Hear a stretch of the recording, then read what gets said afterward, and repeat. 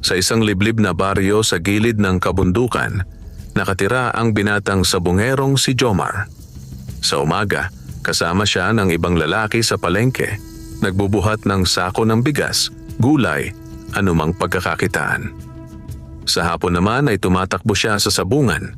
Dala ang talisain niyang manok na kahit kailan ay hindi pa nanalo sa malalaking laban.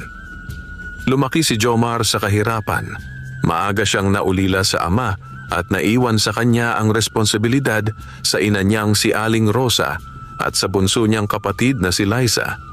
Maliit lang ang kanilang barong-barong na yari sa pinagtagpi-tagping yero at kahoy, nakatirik sa gilid ng palayan. Kapag malakas ang hangin, parang tatangayin ang kanilang bubong. Kapag malakas ang ulan, pumapasok ang tubig sa mga siwang ng dingding. Ngunit kahit sa ganitong hirap, malambot ang puso ni Jomar. Kapag may nakikitang matandang naghahakot ng kahoy, binubuhat niya ito kahit wala siyang kapalit. Kapag may batang umiiyak dahil nadapa, inaalo niya at pinupunasan ng sugat. Kilala siya sa baryo bilang sabungerong mahilig mangarap, pero hindi marunong man lamang ng kapwa. Isang hapon bago magtakip silim, naglakad si Jomar papunta sa sabungan. Bitbit niya sa kulungan ng kanyang talisain, payat at halata sa tikas pa lamang na kulang sa lahi kung ikukumpara sa mga manok panabong ng mayayamang sabungero. Habang naglalakad siya sa alikabok ng kalsada, hindi niya maiwasang mapabuntong hininga. Kung mananalo lang sana kahit minsan, bulong niya sa sarili, hinahaplos ang balahibo ng manok. Matutuwa si nanay. Makakabili ako ng bigas at gamot kay Liza na inuubo na naman kagabi. Pagdating niya sa sabungan, iba't ibang sigawan at tawanan ang sumalubong sa kanya. Maingay, maalikabok at amoy alak ang paligid. Lumingon siya sa looban at nakita ang malaking sabungero sa baryo, si Don Ulrico, nakasandal sa upuang kahoy, hawak ang mamahaling sigarilyo at nakapalibot sa kanya ang mga alipores. May suot itong makinis na polo, may gintong relo at mamahaling sapatos na hindi yata tinatamaan ng alikabok. "Uy, heto na ang paborito kong talunan!" Sigaw ng isang lalaking nakaputing sando, sabay turo kay Jomar. "Jomar, dala mo na naman ba yung payat na talisain mo?" "Nako, siguradong maagang uuwi na naman yan mamaya, luhaan." Singit ng isa pa, saka nagtawanan ng grupo. Ngumiti na lang si Jomar kahit masakit pakinggan ang mga salita. "Baka sakaling tsamba," sagot niya, kahit alam niya sa sarili na halos wala siyang pag-asang manalo sa malalakas na manok ng mayayaman. Sa unang laban niya, itinapat ang talisain niya sa malaki at makisig na manok panabong ni Don Ulrico. Mapula ang palong, matitibay ang hita at kilala sa sabungan bilang manok na bihirang nasusugatan. Habang tinititigan ito ni Jomar, parang unti-unting nanlalamig ang kanyang mga kamay. "Puwera ka ba?" bulong niya sabay hagod sa likod ng sarili niyang manok. Kahit talo na sa tingin, baka may milagro pa. Tumunog ang kampana, hudyat ng pagsisimula ng laban. Nag-uunahan ang mga sigaw ng pustahan. Halos walang pumusta sa manok ni Jomar. Ang karamihan napunta kay Don Ulrico. Pagbitaw ng sentensyador sa dalawang manok, agad naglapat ang kanilang mga tuka at tari. Mabilis at mabigat ang mga palo ng manok ni Don Ulrico, habang ang kay Jomar ay panay iwas, panay atras, parang takot umatake. Isang malakas na palo ang tumama sa tagiliran ng talisay ni Jomar at agad itong napaatras, halos matumba. "Wala na yan!" sigaw ng isang manonood. "Tapos na laban!" Sa loob-loob ni Jomar, gusto na niyang ipasok ang kamay at buhatin palabas ang manok. Ayaw na niyang mas lalong masugatan ito. Pero bago pa man siya makagalaw, isa pang malakas na palo ang tumama sa leeg ng talisain. Bumagsak ito, nagkikisay. Ilang saglit pa, tuluyan ng hindi gumalaw. "Panalo si Don Ulrico!" sigaw ng announcer. Muling nagpalakpakan at nagsigawan ng mga tao, habang si Jomar ay nakayukong pinulot ang wala ng buhay na manok. Ramdam niya ang pagbigat ng dibdib, hindi dahil sa perang nawala, kundi dahil alam niyang wala na siyang mailalabang manok sa susunod pang mga araw. Pauwi na siya ng gabing iyon, bit-bit ang bangkay ng manok sa isang sako. Walang imik, mabigat ang bawat hakbang, halos sumabay sa ritmong malungkot ng kuliglig sa gilid ng kalsada. Naiisip niya ang mukha ni Nanay Rosa at ni Liza. Paano na sila bukas kung wala na siyang mailalaki sa sabungan? Wala nang ekstra na pag-asa ng karagdagang kita, kahit pa puro talo. Pagdating sa kanila, sinalubong siya ng ina. "Anak, kumusta ang sabong?" Maingat ang tanong, parang alam na niya ang sagot. "Talo na naman, Nay," mahina niyang sagot.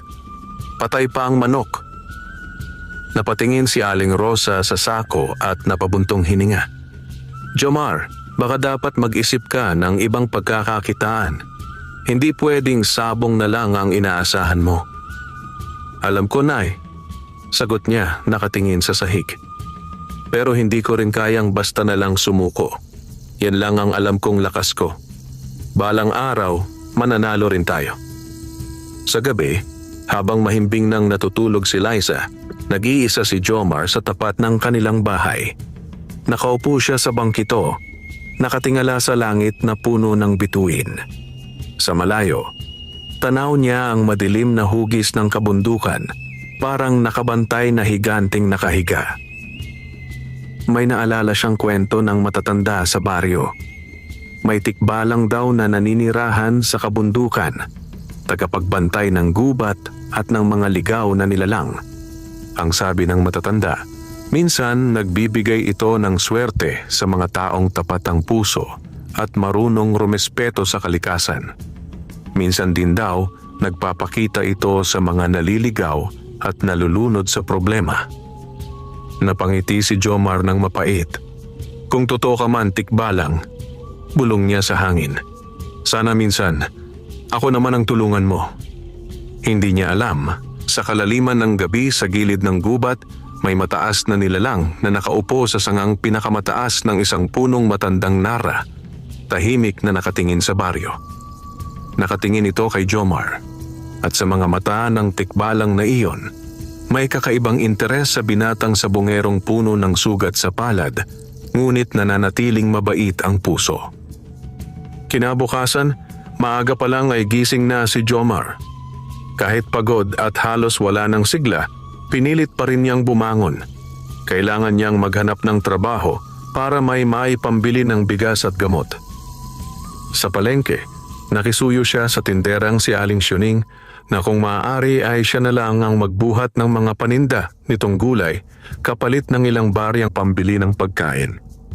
Pumayag naman ang matanda. Maghapong nagbuhat si Jomar ng sako ng kamote, talong, sitaw at repolyo. Pag-uwi niya, kumikirot ang balikat ngunit may bitbit siyang kaunting pagkain.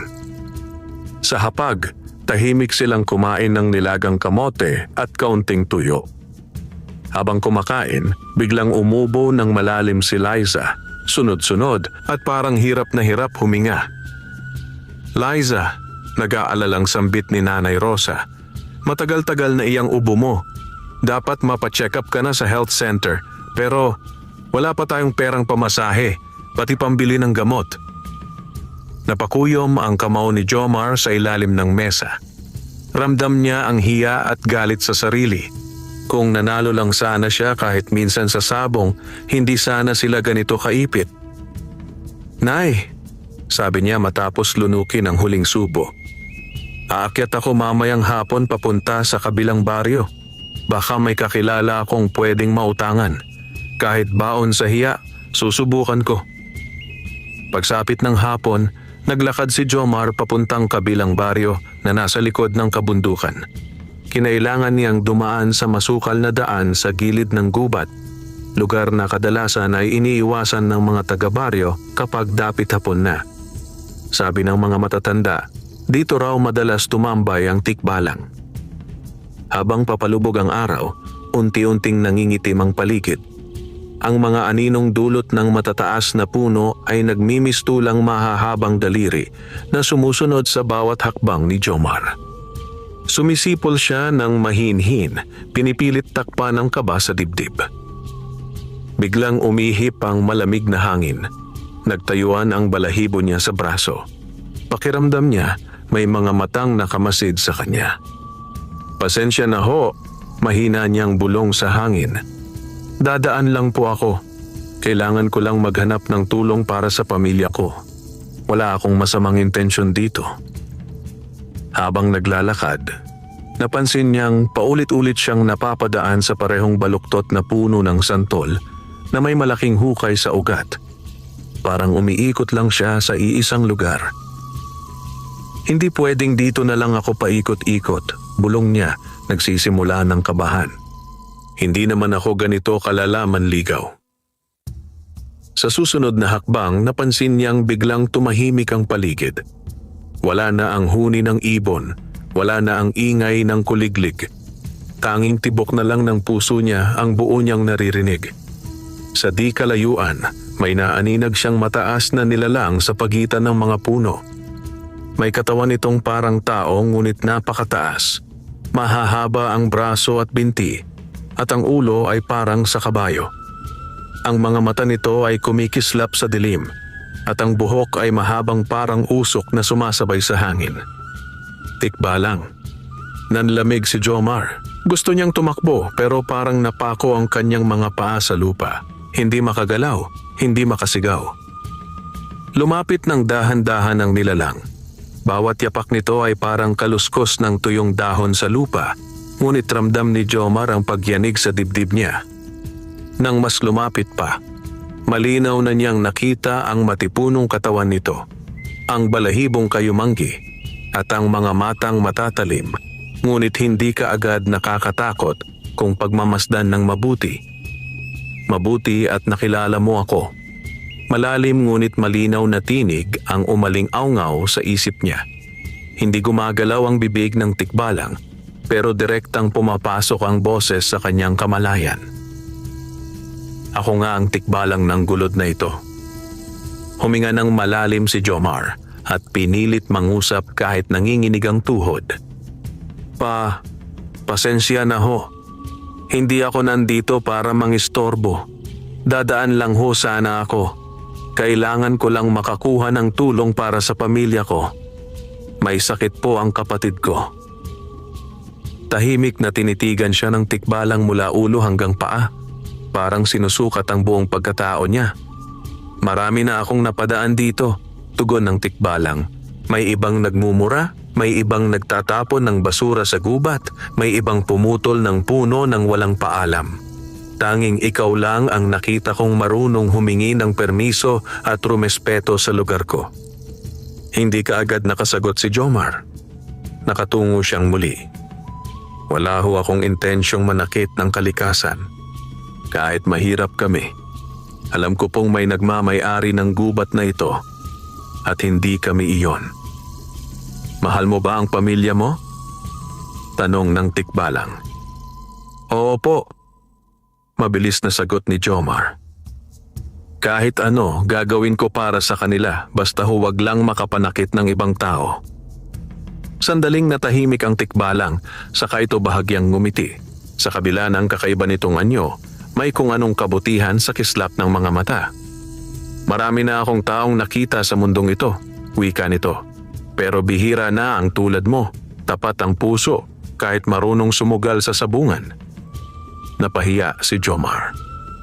Pangarap ko lang naman ho mabigyan ng mas maginhawang buhay ang pamilya ko. Pero palagi po akong talo.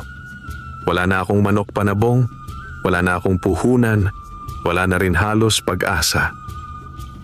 Lumapit ang tikbalang, saka yumuko ng bahagya upang magpantay ang tingin nila ni Jomar. Kung bibigyan kita ng pagkakataon na manalo, kaya mo bang manatiling tapat at hindi lamunin ng kasakiman? Napakurap si Jomar. Anong ibig ninyong sabihin? Bukas sa hapon, sagot ng tikbalang. Babalik ka rito sa gulod na ito. Darating ka ng mag-isa, walang kasabay. Huwag kang magsasabi kahit kanino. Kapag sinunod mo ang sinabi ko, ipapakita ko sa iyo ang biyayang maaaring magpabago sa buhay mo. Hindi makapaniwala si Jomar sa naririnig. Para bang nananaginip siya, ngunit ramdam niyang totoo ang lahat. "Bakit po ako?" tanong niya. "Maraming mas mayaman, mas malakas, mas marunong sa sabong kaysa sa akin." "Dahil ang kailangan ko ay hindi mayaman," sagot ng tikbalang. "Ang kailangan ko ay taong marunong tumanggap ng biyaya nang hindi kinakalimutan kung saan ito nanggaling.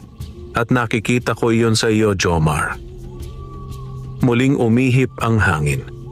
Sa isang iglap, lumiwanag ang paligid na tila may mandang buwan na tumago sa ulap. Nang kumurap si Jomar, wala na sa harap niya ang tikbalang. Nasa gitna na siya ng daan papuntang kabilang baryo. Parang wala namang nangyari, ngunit ramdam niya sa puso na may nagbago. Kinabukasan, buong araw siyang nag-isip. Halos wala sa sarili habang nagbubuhat ng gulay sa palengke. Pero sa tuwing maaalala ang ubo ni Liza, ang luha sa mata ni nanay, at ang titig ng tikbalang kagabi, napapalunok siya. Pagsapit ng hapon, nagpaalam siya sa ina. "Nay, may pupuntahan lang po ako sandali. Babalik din ako bago maggabi." "Saan ka na naman pupunta, anak?" tanong ni Aling Rosa. "May kakausapin lang po ako," maikli niyang sagot. "Kung swertehin, baka may magandang balita akong iuuwi." At sa pangalawang pagkakataon, naglakad siya papunta sa gulod sa gilid ng gubat. Dala ang baon niyang tapang kaba at manipis na pag-asa. Nakasalalay ang kinabukasan ng kanyang pamilya sa hindi niya kilalang nilalang na tikbalang ng bundok. Pagdating ni Jomar sa gulod, dapit hapon na. Naka-orange ang langit at ang mga puno ay may mahabang anino sa lupa. Tahimik ang paligid, ngunit hindi na ito nakakatakot tulad kagabi. Parang may kasunduan na siyang hindi nakikita sa hangin at sa mga dahon. "Narito na ako," mahinang sambit ni Jomar, nakatayo sa gitna ng maliit na clearing sa gubat. "Tinupad ko ang usapan natin." Mula sa likod ng malalaking punong kahoy ay unti-unting sumulpot ang tikbalang. Ngayon, mas maliwanag na niya itong nakikita. Mataas ito, matipuno, at may anyong asing katawan ng tao ngunit ulo at bias ng kabayo. Sa kabila ng nakakatakot nitong anyo, kakaiba ang aura ng katahimikan at karunungan sa paligid nito. "Hindi ka nagdalawang isip," sabi ng tikbalang. "Marami ang nangangako ngunit hindi dumarating. Ikaw, kahit takot, nagbalik ka." "Hindi o kasi ako pwedeng umurong," sagot ni Jomar. "May sakit ang kapatid ko. Wala na kaming pera. Wala na akong manok. Wala na akong ibang kapitan ng pag-asa kundi kayo." Tahimik na tumango ang tikbalang. Pagkaraan ng ilang sandali, tumingala ito, saka pumito ng napakahina ngunit malayo ang abot. Mula sa madilim na bahagi ng gubat, may narinig si Jomar na mahinang pagkaluskos. Nang lingunin niya yon, unti-unting lumitaw ang isang manok panabong na hindi niya pa kailanman nakita sa buong buhay niya. Ang balahibo nito ay tila pinaghalo ang pula ng naglalagablab na apoy at ginto ng sinag ng araw. Matikas ang tindig, matalim ang mga mata, at bawat hakbang nito sa damuhan ay parang may liwanag na sumisiklab sa paligid.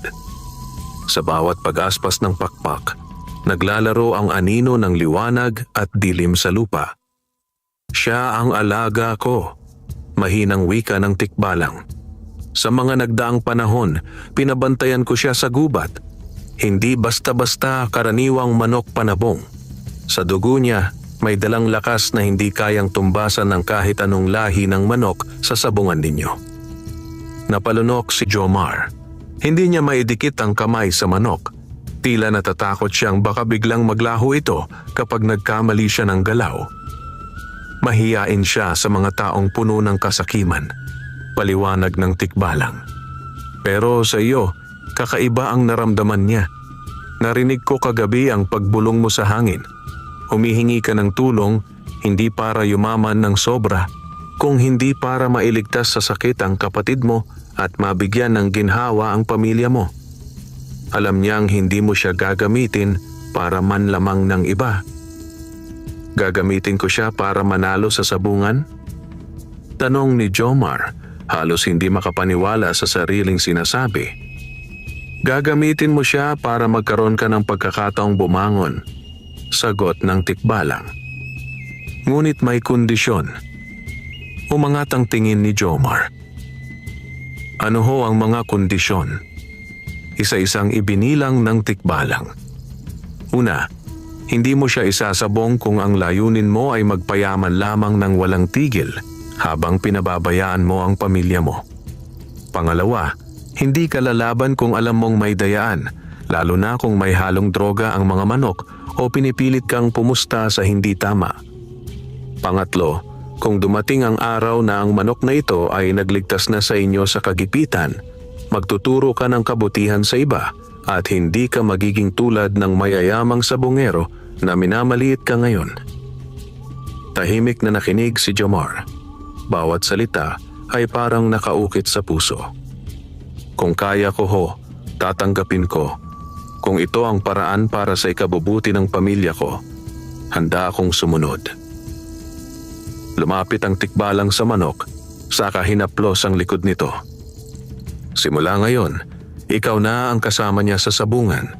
Papangalanan mo siya ayon sa nais mo, ngunit tandaan mo, hindi siya ordinaryong hayop. Siya ay biyayang hindi mo pag-aari, ipinahiram lang sa iyo. Dahan-dahang lumapit si Jomar sa manok. Sa wakas, inabot niya ang kamay at hinayaan niyang lumapat ang palad sa balahibo nito. Mainit ang katawan at sa sandaling iyon, may kakaibang kuryenteng dumaloy sa kanyang balat. Nakaramdam siya ng lakas, ng pag-asa, ng tapang. Papangalanan kitang Apoy, mahinang bulong ni Jomar. Dahil sa balahibo mong parang nagliliyab at sa pag-asang kaya mong sindihan ang bagong simula sa buhay namin. Parang naunawaan ng manok ang pangalan nito. Tumilaok ito, malakas, malayo ang dating, at sa isang iglap, nagliparan ang mga ibon sa itaas, tila sumasagot sa sigaw ng bagong pag-asa. May sabungang baryo bukas. Paalala ng tikbalang. Hindi kalakihan, pangkaraniwang derby lang. Doon mo siya unang ilalaban. Huwag kang magyayabang. Huwag kang tatanggap ng pustahang hindi mo kaya. Subukan mo lang. Paano kung matalo? Tanong ni Jomar. Ngumiti ang tikbalang. Ang tunay na panalo, hindi laging nakikita sa bilang ng perang uuwi. Minsan, makikita mo ito sa pagbabago ng tingin ng mga tao sa sarili mo at sa kung paano mo tinitingnan ang sarili mong halaga. Basta gawin mo ang tama. Ang lakas ni Apoy, kasabay ng lakas ng puso mo, ang bahala sa iba. Inabutan siya ng maliit na tiklis na yari sa yantok. Dito mo ilalagay si Apoy. Mula ngayon, ikaw ang mag-aalaga sa kanya. Pakakainin mo siya, papaliguan at kakausapin. Tandaan mo, hindi lang katawan niya ang malakas. Marunong din siyang makiramdam sa puso ng nag-aalaga sa kanya. Kinuha ni Jomar ang tiklis at dahan-dahang pinapasok doon si Apoy. Nagkasya ang manok at sa kabila ng laki at tikas, maamo nitong hinayaan ang sarili na ilagay sa kulungan. Maraming salamat, taos-pusong sabi ni Jomar sa tikbalang.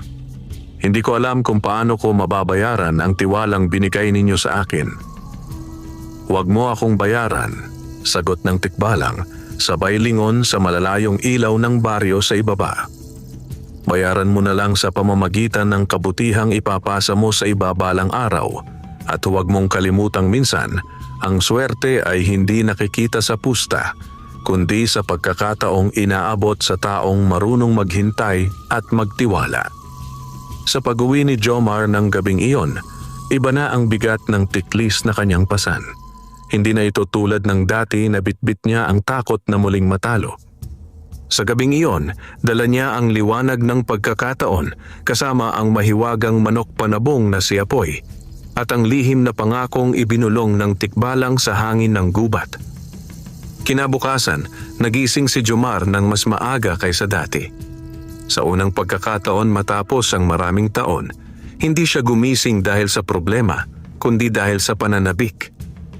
Pagmulat ng mata niya, una niyang hinanap ang tiklis sa gilid ng papag. Nandoon si Apoy, tahimik lang, pero nakabantay ang mga matang tila nauunawa ang mga nangyayari. "Magandang umaga, Apoy," bati ni Jomar, sabay bukas ng tiklis. "Simula na ng bagong kwento natin ngayon." Kinuha niya ang kaunting mais na naitabi niya at ipinakain sa manok. Tahimik itong kumain. Bawat tuka ay mabagal, ngunit busog sa lakas. Nang tapos na, dahan-dahang inangat ni Jomar ang manok at hinaplos ang likod. Nakaramdam siya ng kakaibang kapanatagan. Nang matapos asikasuhin ang manok, lumapit siya sa ina. "Nay, pupunta po ako sa sabungan sa kabilang baryo. May pagkakataon po tayong kumita ngayon. Huwag po kayong mag-alala, hindi na po ito tulad dati." Tinitigan siya ni Aling Rosa, bakas sa mga mata ang pagod at pag-aalinlangan. "Jomar, ilang beses na akong umasang babalik ka ng may panalo. Ilang gabi na rin tayong nalungkot dahil sa mga talo mo. Ano na naman ang bago ngayon?" Huminga ng malalim si Jomar. "May bago po akong manok. Iba po siya. Hindi ko alam kung paano ko ipaliliwanag pero may kakaiba sa kanya. Naiiba ang pakiramdam ko. Hindi po ako nagpapadala sa hangin, Nay. Parang may gumagabay sa akin." Pinagmasdan siya ng ina. Sa wakas, tumango ito ng marahan. "Kung talagang naniniwala kang tama ito, hindi kita pipigilan. Pero mangako ka sa akin, anak. Kapag nakakita ka ng tanda na wala kang mapapala, huwag mong itutuloy." "Opo, Nay," tugon ni Jomar. "Mangako rin po ako na kung papala rin, unahin ko si Liza. Ipapatingin ko siya at bibilhan ng gamot." Maaga pa lang ay umalis na siya. Dala-dala si Apoy sa tiklis. Pagdating niya sa sabungan ng kabilang baryo, hindi gaanong kalaki ang lugar. Ngunit puno pa rin ito ng sigaw, tawanan at hiyawan. Amoy pawis, alikabok at sigaw ng tiwala ng mga pumupusta. "Uy, may bagong muka!" Bulong ng isang lalaking nakatayo sa gilid na patingin kay Jomar. "Sino kaya ang dala niyan?" "Aba, si Jomar yan, yung talunan sa kabilang baryo," sagot ng isa. "Ano, may bago ka na namang manok na ipapapatay dito?" Napangiti si Jomar. Hindi na tulad ng dati na napapahiya siya. Ngayon, may kung anong kumpiyansa sa kanyang mga mata. "Subukan lang," maikli niyang sabi. "Kilalanin niyo muna." Nang ilabas ni Jomar si Apoy mula sa tiklis, biglang napatahimik ang ilang malapit. Halos sabay-sabay silang napatingin sa manok. "Uy, ang ganda ng tindig!" Bulong ng isang veteranong mananabong. "Hindi ordinaryong lahi yan, ha? Parang may kinangang balahibo," dagdag ng isa. "Saan mo nakuha yan, Jomar?" Ngumiti lang si Jomar. "Sikreto." Nagsimula ang unang laban ni Apoy. Ang kalaban ay manok panabong ni Mang Teryo, kilalang veterano sa sabungan. Malaki, malakas at maraming beses nang nanalo. "Sigurado ka ba riyan, iho?" tanong ni Mang Teryo kay Jomar bago ang laban. "Ayokong matawag na ng api kung masyadong malakas ang manok ko kaysa sayo." "Subukan na lang po natin, Mang Teryo," magalang na sagot ni Jomar. "Kung papala rin, salamat. Kung hindi, dala ko po ang desisyon ko." Nagpulong ang mga tao sa paligid ng ruweda. Nag-ingay ang pustahan. 10 piso kay Mang Teryo. 15 dito kay Mang Teryo. "Meron ba kay Jomar?" "Wala? Ayaw nyo?" "Hehe." Halos walang pumusta kay Jomar. Kung meron man, barya lang. Pero hindi niya ito pinansin. Ang mahalaga sa kanya, makita kung tunay ngang may kakaiba kay Apoy. Nang ibitaw ang 2 manok sa gitna ng ruweda, tahimik na pinanood ni Jomar ang galaw ni Apoy. Hindi ito agad sumugod. Tila pinag-aaralan muna ang kilos ng kalaban. Ang manok ni Mang Teryo ang unang umatake, todo pagaspas, todo palo. Ngunit sa bawat palo nito, bahagyang umiwas si Apoy. Konting talon sa kanan, konting atras sa kaliwa, parang sanay na sanay sa galaw. "Uy, iba tumalon ng manok na yan ah," sambit ng isa. Parang alam ang susunod na galaw ng kalaban, dagdag ng isa pa. Pagkalipas ng ilang sandali na puro pag-iwas ang ginagawa ni Apoy, bigla itong sumugod. Isang mabilis na palo ang binitawan nito, diretso sa tagiliran ng manok ni Mang Teryo. Napaatras ang kalaban, halatang nasaktan. "Uy!" sabay-sabay na sambit ng mga nanonood. Sumunod pa ang isa pang palo ni Apoy. Ngayon ay sa leeg.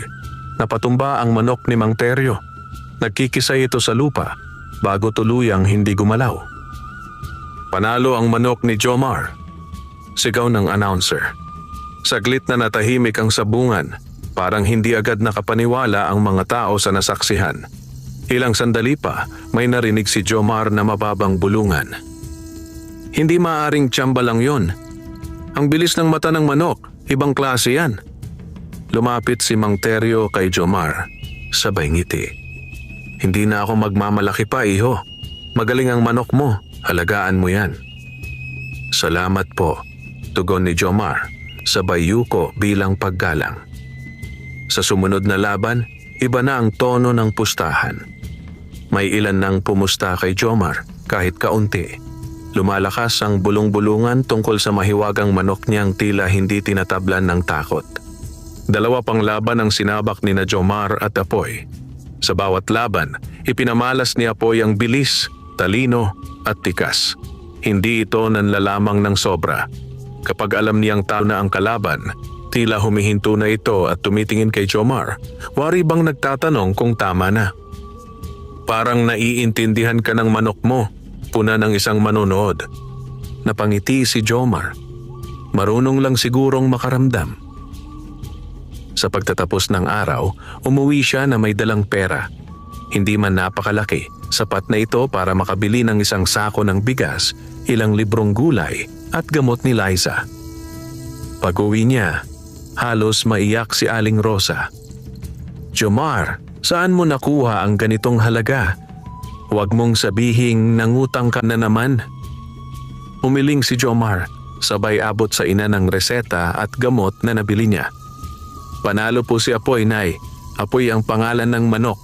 Hindi ko alam kung paano ipapaliwanag, pero parang dumating na po sa wakas ang panalong matagal na nating hinihintay."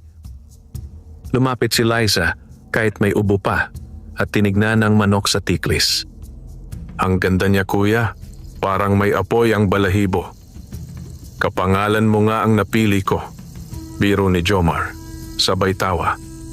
"Kasi ikaw ang apoy sa puso namin ni nanay. Ikaw ang dahilan kaya hindi ako sumusuko." Habang lumilipas ang mga araw, kumalat sa mga karatig baryo ang balita tungkol sa mahiwagang manok ni Jomar. Sa tuwing sasali siya sa sabungan, may kalmadong tikas si Apoy at bihira itong kabahan. Halos lahat ng laban, siya ang nagwawagi. Ngunit katapat ng pagtaas ng kanyang swerte ang pagdami ng matang nakatingin sa kanya. May paghanga pero mas marami ang inggit. Balita tungkol sa kanya ang umabot kay Don Ulrico. Isang gabi, sa sariling sabungan nito sa baryo ni Jomar, may nakapaligid na mga tauhan sa kanya habang humihitit siya ng sigarilyo. "Sino yang Jomar na yan?" Malamig tanong ni Don Ulrico habang pinapanood ang nagkakagulong pustahan sa ibaba. "Noong nakaraang linggo lang, nakita ko na naman siyang talunan. Ngayon, biglang pa-champion-champion?"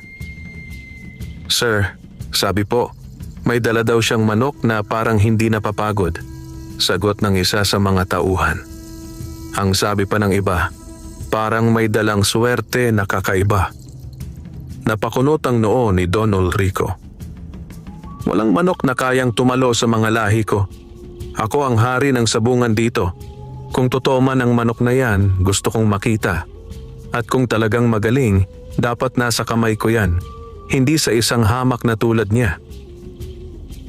Sa malayo, sa gilid ng sabungan, nakatayo ang isang matangkad na aninong tao na nakatalukbong ng jacket, nakamasid kay Jomar na kausap ang kanyang mga nakakakilala. Hindi iyon basta ordinaryong tao. Sa ilalim ng dilim, kung mapapansin ng mabuti, ang anino niyang nahuhulog sa lupa ay hindi simpleng anyong tao, kundi may bahagyang hugis ng mahabang bias at buntot. Tahimik na tinitignan ng tikbalang ang unti-unting pagsibol ng inggit at pagnanasa sa paligid ni Jomar. Alam niyang sa bawat biyayang ibinibigay, sumasabay ding sumusulpot ang pagsubok. At sa mga susunod na araw, masusubok hindi lamang ang lakas ni Apoy, kundi ang pagkatao ni Jomar sa gitna ng tukso ng kayamanan at kapangyarihan. Isang linggo ang lumipas at lalo pang tumindi ang mga bulungan tungkol kay Jomar at sa mahiwagang manok niyang si Apoy.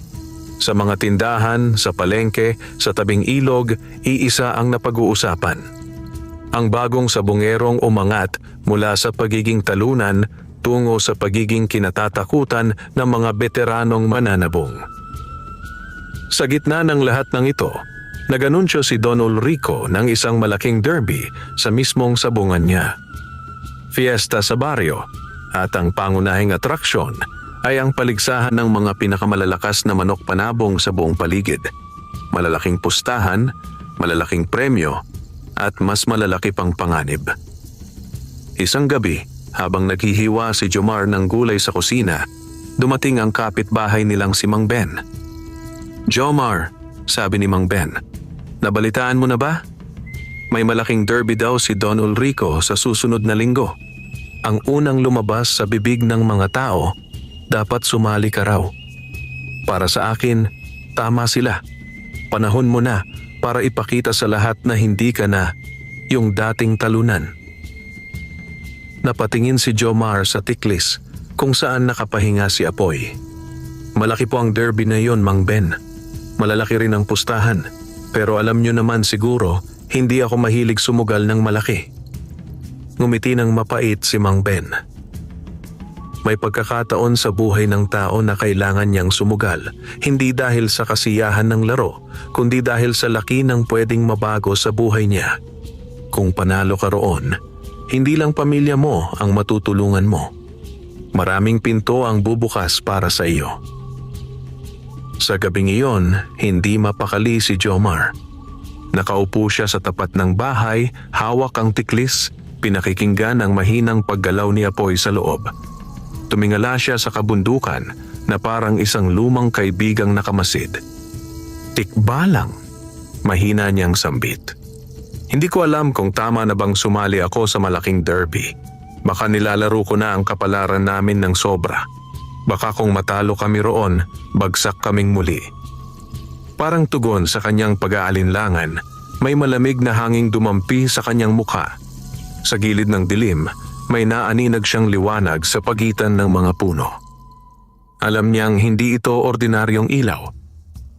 Kinabukasan, habang papunta siya sa palengke, napadpad siya sa gilid ng gubat. Doon, sa pamilyar na clearing, muling nagpakita sa kanya ang tikbalang. "Alam ko ang nilalaman ng isip mo, Jomar," wika ng tikbalang. "Narinig ko ang tanong mo kagabi." "Ikaw ho ang nagbigay sa akin ng pagkakataong ito," sagot ni Jomar. "Kaya gusto kong malaman kung tama bang sumali ako sa malaking derby ni Don Ulrico. Malaki ang pwedeng mapanalunan, pero marahil mas malaki ang pwedeng mawala." Tinitigan siya ng tikbalang, tila sinusuri ang puso at isip niya.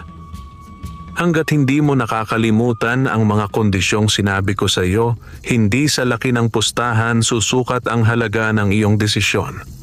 Tanungin mo ang sarili mo. Sasali ka ba dahil gusto mong patunayan na mas magaling ka kaysa kay Don Ulrico? O sasali ka dahil ito ang pinto para matulungan mo ang pamilya mo at ang iba pang nangangailangan?" Napayuko si Jomar. "Gusto kong mailigtas ang pamilya ko sa kahirapan. Gusto kong maipagamot si Liza ng maayos. Gusto kong mabigyan ng maayos na bahay si nanay. Gusto kong makapag-ipon ng may puhunan sa iba pang trabaho. Hindi ko intensyong maging mayabang." Kung ganon, tugon ng tikbalang, "hindi ko hahadlangan ang pagpasok mo sa derby. Ngunit tandaan mo, sa ganitong kalaking laban, hindi lang lakas at galing ang gumagalaw. naroon din ang kasakiman, daya at tukso. Paano kung dayain nila kami? Tanong ni Jomar. Paano kung lagyan nila ng gamot ang manok nila o maglagay sila sa tao ng sabungan? May hangganan ang magagawa ko, sagot ng tikbalang. Hindi ako pwedeng basta-basta makialam sa bawat palo ng laban. Ngunit kaya kong bigyan ka ng babala at ng lakas ng loob para tumayo kung kailangang magsalita. Kapag nakita mong may mali, huwag kang pipikit. Huwag kang tatahimik. Maging matapang kang magsabi ng totoo. Huminga ng malalim si Jomar. Kung gayon, sasali ako. Hindi para maging hari ng sabungan, kundi para mabigyan ng bagong simula ang buhay namin. Sa mga sumunod na araw, inalagaan ni Jomar si Apoy ng lalo pang masinsinan. Pinapakain niya ito ng sapat at malusog na pagkain. Sinisigurong malinis ang tiklis at ang kulungan. Araw-araw niyang kinakausap ang manok, tinatapik ang balikat nito at binubulong ang mga pangarap at takot niya. Apoy, sabi niya isang gabi, kung sakaling hindi tayo pala rin sa derby, hindi ako magagalit sa iyo. Handa akong tanggapin ang anumang ibigay ng tadhana. Pero kung papala rin tayo, pangako, hindi ako magbabago. Hindi ako magiging tulad ni Don Ulrico. Dumating ang araw ng derby. Maaga pa lang ay nagsikilos na ang buong baryo. May mga banderitas sa kalsada, may mga naglalakong sorbetes, fishball at inihaw. Sa paligid ng sabungan ni Don Ulrico, siksikan ng mga tao. May mga dumayo pa mula sa karatig bayan. Sa loob ng sabungan, nakapwesto si Don Ulrico sa itaas, parang hari sa kanyang trono. Nakapalibot sa kanya ang mga tauhan at sa baba, abala ang mga tao sa pustahan. Pagpasok ni Jomar, marami ang napalingon. Ayan na siya, yung may manok na parang may apoy ang balahibo. Makikita na natin kung hanggang saan ang kaya niya. Lumapit ang isa sa mga tauhan ni Don Ulrico kay Jomar. Matikas ang tindig, malamig ang mga mata. Ikaw ba si Jomar? Tanong nito. Oo, sagot niya. Bakit? Gusto kang kausapin ni Don Ulrico. Dinala si Jomar sa itaas, sa harap mismo ng mayamang sabungero. Doon unang beses niyang nasilayan nang malapitan ng lalaking ilang beses nang naging dahilan ng talo niya sa sabungan. Ako si Don Ulrico, bungad nito, nakangiti pero malamig. Ikaw si Jomar, ang bagong usap-usapan. Ang sabi nila, may dala ka raw na manok na hindi natatalo. Wala pong hindi natatalo. Magalang na sagot ni Jomar. Ang meron lang po ay pagkakataon at tamang pag-aalaga. Napangiwi si Don Ulrico. Parang hindi sanay na may sumasagot ng diretso pero magalang sa kanya. Maganda ang sagot mo. Pero alam mong malaking derby ito. Malalaki ang pustahan. Kung manalo ka, malaki ang makukuha mo. Kung matalo ka, baka hindi ka na bumangon. Sugal po talaga ang sabong. Maikli ngunit matatag na sagot ni Jomar. Sandaling natahimik si Don Ulrico. Saka dahan-dahang inabot ang isang sobre. Alam mo ba ang pinakamagandang panalo? Yung hindi mo na kailangang sumalang sa ruweda. Bibigyan kita ng malaking halaga. Kapalit nito, hindi ka sasali at ibibigay mo sa akin ang manok mo. Wala nang dugo, wala nang laban, sigurado pa ang pera. Naginit ang tainga ni Jomar. Tiningnan niya ang sobre. Ramdam niyang malaki ang laman nitong pera. Sa isip niya, sapat na iyon para maipagamot si Liza, makapagpatayo ng mas maayos na bahay at makapag-umpisa ng maliit na negosyo. Ngunit sa kabilang banda, naalala niya ang usapan nila ng tikbalang. Naalala niya ang kondisyon. Huwag papatali sa kasakiman, huwag papasok sa kabulukan ng daya. Pasensya na ho, Don Ulrico. Mahinahong sagot ni Jomar. Dahan-dahang itinutulak pabalik ang sobre. Hindi ho nabibili ang manok ko. Kung matatalo kami ngayon, iyon ang kapalaran. Kung manalo, iyon din. Pero hindi ko kayang ipagbili ang tiwala at dangal na binuo ko sa bawat laban. Nagbago ang anyo ng mukha ni Don Ulrico. Mula sa pilit ng ngiti, unti-unti itong napuno ng inis. Hindi ka marunong kumilala ng pagkakataon, iho. Huwag mong sabihing pagsisisihan mo ito kapag tapos na ang lahat. Mas pipiliin ko pong matalo ng patas, sagot ni Jomar, diretso ang tingin, kaysa manalo sa laban na hindi ko naman nilabanan. Tumalikod siya at bumaba pabalik sa pilahan ng mga sasaling manok. Hindi niya alam, sa itaas, nakatingin si Don Ulrico sa kanya na may matinding galit sa mga mata. Paglaruan natin siya, malamig na bulong ni Don Ulrico sa kanyang mga tauhan. Kung ayaw sa pera, baka sa hirap matuto. Siguraduhin niyong hindi siya makakaalis sa sabungang ito nang nakataas ang ulo. Sa ruweda, hawak ni Jomar si Apoy. Maingat niyang hinaplos ang balahibo, ramdam niyang may kakaibang bigat ang araw na iyon. Hindi lang basta laban sa sabungan ang haharapin nila, kundi laban sa kasakiman at kayabangan na matagal nang nagahari sa lugar na iyon. Sumiklab ang ingay sa sabungan nang ipahayag ang laban ni Jomar at ni Apoy. Ang kalaban, espesyal na manok panabong ni Don Ulrico na pinagmamalaki nito bilang pinakamalakas sa lahat ng lahi niya. Malaki, matikas at halatang inalagaan sa mamahaling pagkain. Sa laban na ito, sigaw ng announcer, makikita natin kung hanggang saan ang kayang abutin ng bagong sabongherong si Jomar laban sa hari ng sabungan, si Don Ulrico. Sa bawat sulok ng sabungan, nag-iingay ang pustahan. 10 kay Don Ulrico. 500 kay Don Ulrico pa rin. May papasok ba kay Jomar? Konti lang, baka magsisi kayo. Kahit ganoon, may ilang pumusta kay Jomar.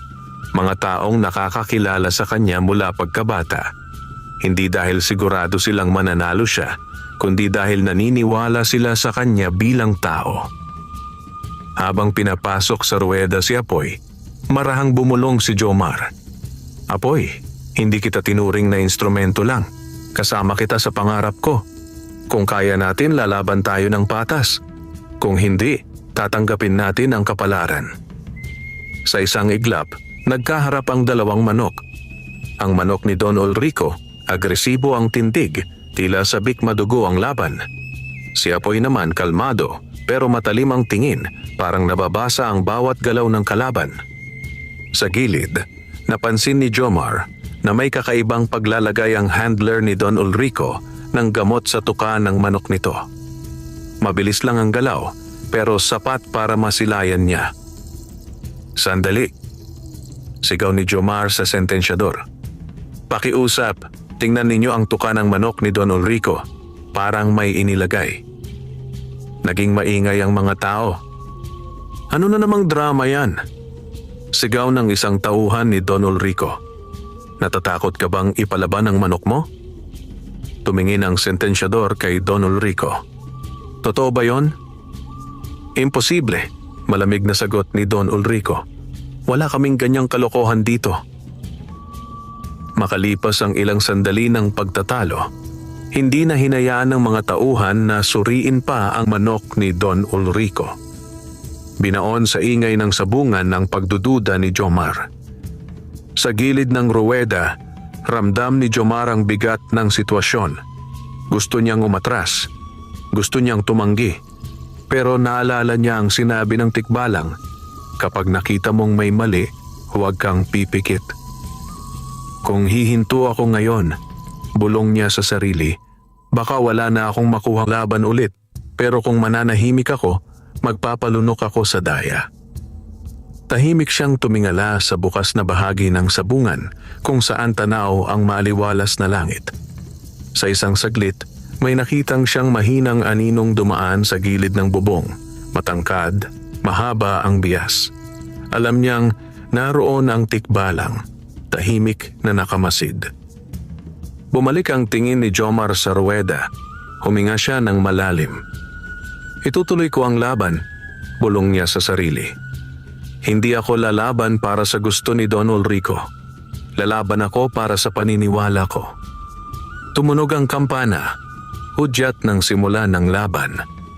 Agad sumugod ang manok ni Don Ulrico. Mabangis, parang wala sa normal na galaw. Mas mabilis kaysa sa karaniwan, mas agresibo, parang wala sa sariling humahataw ng palo. Tiniyak ni Jomar sa isip na tama ang hinala niya. May halong gamot ang galaw nito. Si Apoy naman ay umiiwas, lumulundag, nag-aantabay sa tamang oras. Ilang beses siyang muntikang tamaan ng mariing palo, ngunit sa bawat panganib, tila may hangin na humahawak sa kanyang mga paa at ibinabaling ang direksyon ng talon. Ang bilis ng manok ni Don Ulrico, pero hindi matamaan ang manok ni Jomar. Sa loob ng ilang minuto, naging mabilis at marahas ang palitan ng palo. Napunit ang ilang balahibo ni Apoy, nadaplisan ng pakpak, ngunit nanatili itong nakatayo. Ang manok ni Don Ulrico, sa kabilang banda, kahit malakas, unti-unting nagiging magulo ang galaw, tila nasosobrahan. Sa isang sandali, nakita ni Jomar ang pagbukas ng maliit na siwang sa depensa ng kalaban. Sumugod si Apoy, isang malinis ngunit matatag na palo ang ibinagsak sa leeg ng kalaban. Tumama. Napatumba ang manok ni Don Ulrico. Nagkikisay. "Tumayo ka!" Sigaw ni Don Ulrico sa kanyang manok, parang nauulol sa galit. "Tumayo ka, hindi pwedeng dito matatapos yan." Subalit hindi na ito tumayo. Ilang sandali pa, tahimik na itong nahiga sa lupa. Panalo ang manok ni Jomar. Umugong ang buong sabungan. May sigawan, may palakpakan, may reklamo. Ngunit isang katotohanan ang hindi may tatanggi.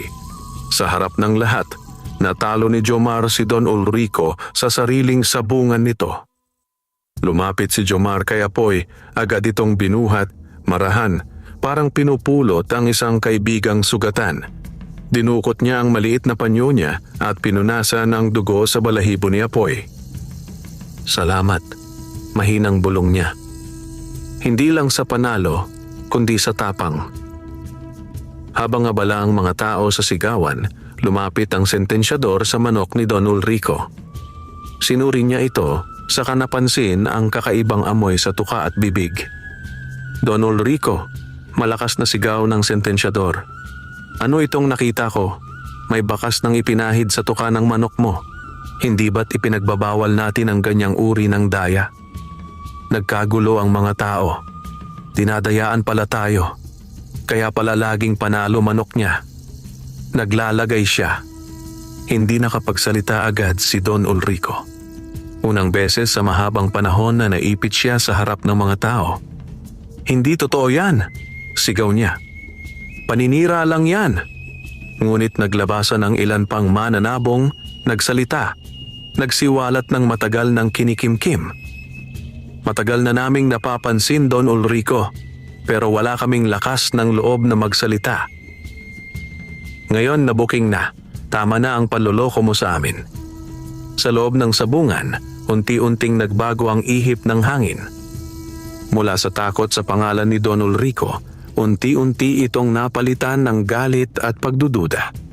Sa harap mismo ng ruweda, nakatayo si Jomar, hawak si Apoy, habang ang mga tao ay tumitingin sa kanya ng may bagong respeto. Lumapit ang sentensyador kay Jomar. "Hindi lang panalo ang nakuha mo ngayon. Nabuksan mo rin ang mata ng mga tao. Salamat sa pagtindig sa katotohanan." Sa gitna ng ingay at kaguluhan, tahimik na tumayo si Jomar. Hindi siya nagsaya ng todo, hindi nagyabang. Sa halip, marahan siyang lumabas ng sabungan, dala-dala si Apoy, at naglakad pauwi. Parang isang sundalong tapos ng lumaban. Sa pag-uwi, sinalubong siya ni Nanay Rosa at Liza. Halos sabay silang napaiyak nang makita ang mukha ni Jomar. "Panalo tayo, Nay," sabi ni Jomar, pinipigil ang luha. "Hindi lang sa pera, sa katotohanan, sa dignidad natin." Mula sa premyong nakuha niya, agad niyang ipinagamot ng maayos si Liza sa klinika sa bayan. Bumili siya ng gamot, nagpa-check up at sinigurong matutukan na ang kalusugan ng kapatid. Nagpagawa rin siya ng mas matibay na bahay, hindi man marangya, ngunit hindi na madaling mapasok ng ulan at hangin. Hindi doon natapos ang pagbabago. Nagdesisyon si Jomar na bawasan ang kanyang pagpasok sa sabungan. Hindi na niya hinayaang maging mundo niya ang sabong. Sa halip, ginamit niya ang natitirang pera para magsimula ng maliit na negosyo sa palengke. Bumili siya ng ilang inahin at tandang, nag-alaga ng mga sisiw, at unti-unting nagtayo ng maliit na farm ng manok. Isang gabi, dinala niya si Apoy sa gilid ng gubat, sa clearing kung saan sila unang nagkita ng tikbalang. Tikbalang, tawag ni Jomar sa katahimikan. Nandito ho ako, kasama ko si Apoy. Pagkaraan ng ilang sandali, lumitaw ang tikbalang mula sa dilim. Pareho pa rin ang anyo nito, ngunit sa pagkakataong ito, mas banayad ang ngiti sa mga mata. Nakita ko ang ginawa mo, wika ng tikbalang. Hindi ka nagpadala sa tukso ng pera, hindi ka tumakbo sa harap ng daya. At ngayon, pinipili mong magbago ng landas, hindi magpalunod sa sugal. Hinaplos ni Jomar ang likod ni Apoy. Dahil sa biyaya ninyong ito, nagbago ang buhay namin. Pero alam ko ring hindi habang buhay na para sa sabungan si Apoy. Hindi ko siya pwedeng ilaban ng ilaban hanggang sa maubos ang lakas niya. Hindi ko siya pag-aari. Pinahiram niyo lang siya sa akin. Tinitigan siya ng tikbalang sa kadahan-dahang tumango. Ano ang ibig mong sabihin? Handa na po akong ibalik siya sa inyo, sagot ni Jomar, kahit mabigat sa dibdib. Nagampanan niya na ang dahilan kung bakit siya dumating sa buhay ko. Nabawi na namin ang dignidad, nagkaroon na kami ng bagong simula. Ayokong dumating ang araw na isusugal ko siya dahil sa kasakiman. Lumapit si Apoy sa tikbalang, parang may sariling isip. Umakyat ito sa kamay ng tikbalang at tumilaok ng malakas, tila nagpaalam kay Jomar. Hindi mo siya tuluyang mawawala, sabi ng tikbalang. Sa bawat sisiw na aalagaan mo, sa bawat manok na itutuwid mo ang pag-aalaga, naroon ang bahagyang apoy na iniwan niya sa iyo. Hindi sa dugo ng panalo na susukat ang isang tunay na sabungero, kundi sa kung paano niya iginagalang ang buhay na hawak niya. Napaluha si Jomar, ngunit napangiti rin.